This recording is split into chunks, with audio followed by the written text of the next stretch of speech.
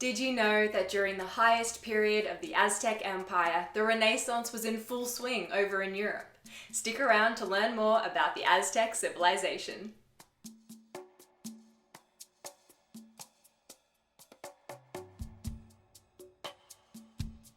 Hello and welcome to World History Encyclopedia. My name is Kelly, and in today's video we're going to explore the history of the Aztec Civilization. Don't forget, the easiest way to support us is by giving this video a thumbs up, subscribing to our channel and hitting that bell icon for notifications so you don't miss out on our new videos every Tuesday and Friday. World History Encyclopedia is a non-profit organisation, so if you'd like to support our work, you can head to our Patreon via the pop-up in the top corner of the screen or via the Patreon link down below. The Aztec civilization spanned from around 1300 CE until 1521, and at its greatest extent, the empire covered most of Northern Mesoamerica. Although we refer to these peoples as Aztecs, that is not what they called themselves. They were known as Mexica, which is where the name Mexico comes from, Aquelua, and Tenochtitlan. And Aztecs was a name derived from their language Nahuatl, meaning people from Aztlan, which is the place of origin of the cultures which ended up dominating Northern Mesoamerica.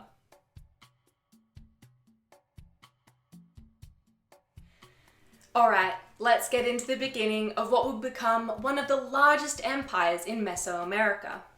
In around 1100, throughout central Mexico, the city-states, or Alpetla, began to compete for regional dominance and resources. Each of these states had its own ruler, known as the Tlatoani, and they led a council of nobles. Each of these city-states were surrounded by farmland and wanted to expand their region and dominance further. This resulted in a number of small empires being formed in the Valley of Mexico in around 400. In 1428, the Tepanec War waged between Azcapotzalco, which was the capital of the Tepanec region, and an alliance between the other major dominant region, Texcoco, which was the capital of Cholula, along with Tenochtitlan and several other smaller cities. The alliance of Texcoco and Tenochtitlan defeated the Azcapotzalco forces, and a triple alliance was formed between Texcoco, Tenochtitlan, and a rebel Tepanec city, Tlacopan.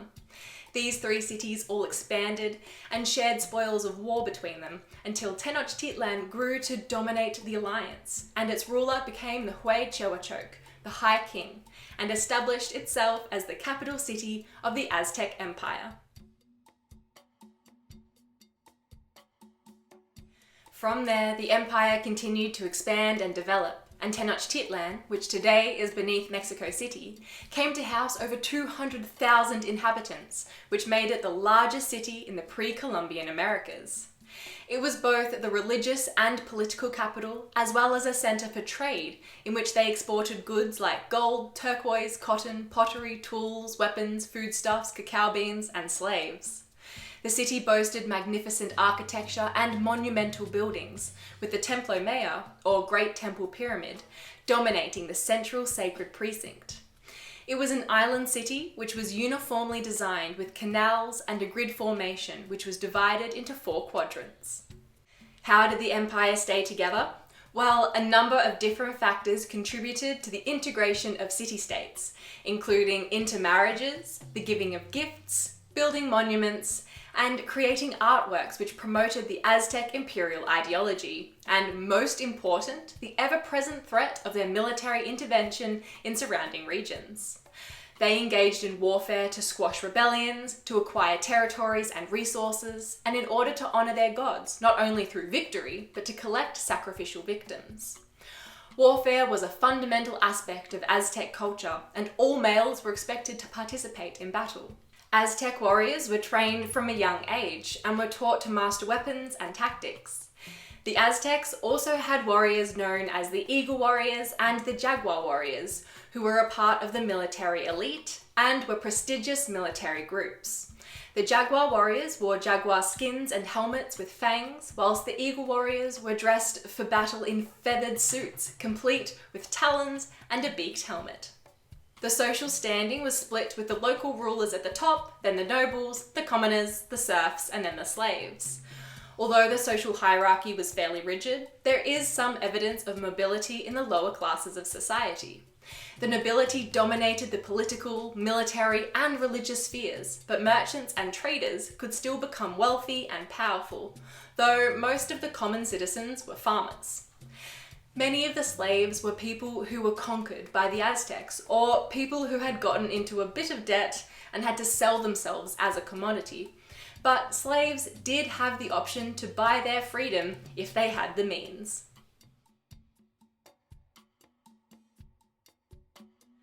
The religion and mythology of the Aztecs was closely intertwined, as it was with most ancient cultures. Their mythology explains that the Mexica people migrated from their home region of Aztlan because of the visions sent to them by one of their most important deities, Huitzilopochtli, the god of the sun and war. He sent the vision of an eagle sitting on a cactus growing out of a rock, and when they saw that omen, that was where they should build their new home. When they arrived at the site which would one day become Tenochtitlan, they saw the omen and established their city. The gods of the Aztecs were varied and were associated with ideas, concepts, and events that were important to the Aztec culture. The gods represented things such as celestial bodies like the sun and the moon, geographical features, and weather. They were also representations of customs such as warfare and food such as maize. Human sacrifice was a fundamental part of the Aztec religion and has given the Aztecs a brutal legacy. But the sacrifice of humans, usually captives from warfare, was an important aspect of their religious beliefs, which gave the highest possible honor to the gods and was regarded as a necessity to ensure the people's continued prosperity. The sacrifice of humans was seen as a repayment to the gods who sacrificed so much when creating the earth and the sun. So, the gods were fed and nourished with the sacrificial blood and flesh of the humans, and sometimes animals. People were sacrificed in a number of different ways, often depending on what god they were being sacrificed to. Children were known to be sacrificed as well, especially to the rain god, Tlaloc, in which the tears of the children would regain the favour of the rain. There were also people selected to impersonate a god for a period that ended in their sacrifice. The god impersonators were some of the most honoured sacrificial victims, who would live for 1 year in luxury as the manifestation on earth of the god they were going to be sacrificed to. Each god impersonator was killed in a different way, reflecting their respective deity. And the one probably worst off was the impersonator of Xipa Totec, who was skinned alive to honour the god known as the Flayed One. Conducted at specially dedicated temples on the top of large pyramids, such as at Tenochtitlan, Texcoco, and Tlacopan, sacrifices were most often carried out by stretching the victim over a special stone, cutting open the chest, and removing the heart using an obsidian or flint knife.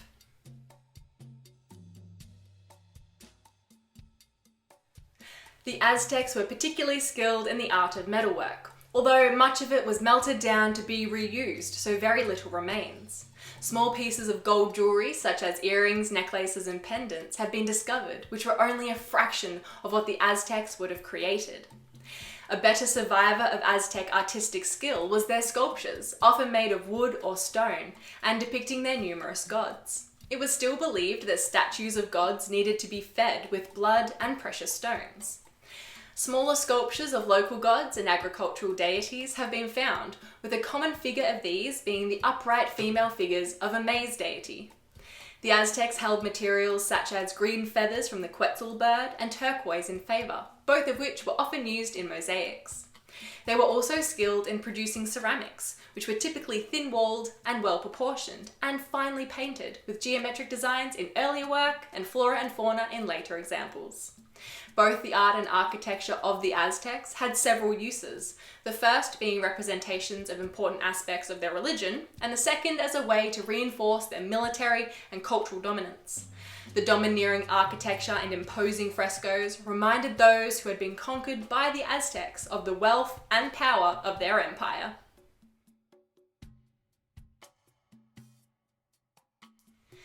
Less than 100 years after the Aztec Empire was established, with Tenochtitlan at the center, the whole thing came crumbling down in the span of only 3 years. By 1515, there were rumors of several bad omens which suggested that there was a rapidly approaching crisis. This was fueled by the sightings of fantastic floating temples off the coast, which signaled the arrival of the Spanish and the beginning of the end for the Aztec people and culture. The expedition, which would eventually march right to Tenochtitlan, was led by the conquistador Hernan Cortes, who brought with him 11 ships with 500 soldiers and 100 sailors, who were all adventurers looking for gold. He landed at the Tabasco coast and was met with hostilities right away, but the native people were no match for the weapons and tactics of the Spaniards, and so Cortes was presented with some slave girls as reconciliation. And one of these girls, known as Malintzin, proved crucial in the later translation of Nahuatl, the language of the Aztecs. Cortes sailed north and landed near the town of Cempoala. At this point, the current ruler of the Aztecs, Matatauma II, also known as Montezuma II, got word of the violent group who was moving towards the heartland of his empire. In an act of diplomacy, Matatauma II sent the invaders gifts, including a ceremonial costume, a gold disc signifying the sun, and a larger silver disc signifying the moon. This probably just made the Spanish even more keen to loot and plunder the people for their treasures. In August of 1519, Cortes marched to Tenochtitlan. Within 2 weeks of Cortes meeting the Aztec king, the cordiality between the two turned sour.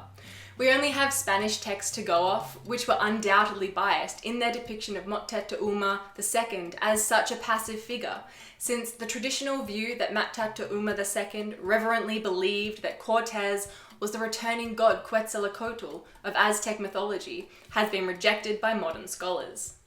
Either way, Moctezuma II was taken as hostage and forced to declare himself a subject of Charles V and hand over even more treasure. Since the Aztecs had used brutal force and imposed their ideology onto conquered peoples, they racked up quite a large amount of enemies within their own kingdom, especially since many of their sacrifices came from conquered peoples. The Aztec warriors weren't too happy with Moctezuma II, and so they overthrew him and set his brother Cuitlahuac as the new Tlatoani, or speaker. The Spanish tried to get Moctezuma II to calm his people down, but as he was attempting this, according to the Spanish account, the people became enraged and began hurling stones at him, where he stood on a balcony. He was hit in the head with a rock and died. Indigenous accounts differ with this, though, and claim the Spanish killed the king when he would not comply with their demands and threw his body into the street, where it was taken up by the people and buried with honor. With the local allies that Cortes had gathered, along with superior weapons such as guns, steel swords, crossbows, fierce war dogs, and cavalry, within 3 years of entering Tenochtitlan, the Spaniards seized the capital and burnt the Templo Mayor to the ground.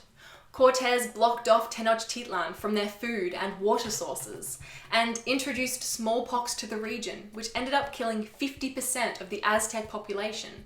And on the 13th of August 1521, the Aztec Empire fell to the Spanish, who then enslaved the survivors. Yet the Aztec civilization lives on. Many Mexicans are descendants of Aztecs, some still consider themselves Aztecs, and Nahuatl is still spoken in some parts of Mexico. Mexican culture is still influenced by the Aztecs. The modern Dia de los Muertos, or Day of the Dead, combines Aztec and Catholic traditions, and much of Mexican food traces back to the Aztecs too. The Aztecs are considered one of the greatest world empires. Do you agree? Let us know what you think down in the comments below. If you enjoyed this video, be sure to give it a thumbs up and subscribe to our channel so you don't miss out on our new videos every Tuesday and Friday. This video was brought to you by World History Encyclopedia. For more great articles and interactive content, head to our website via the link below. If you like my shirt today, you can find this design and a bunch more on our shop, which we've linked for you down below. Thanks so much for watching, and we'll see you soon with another video.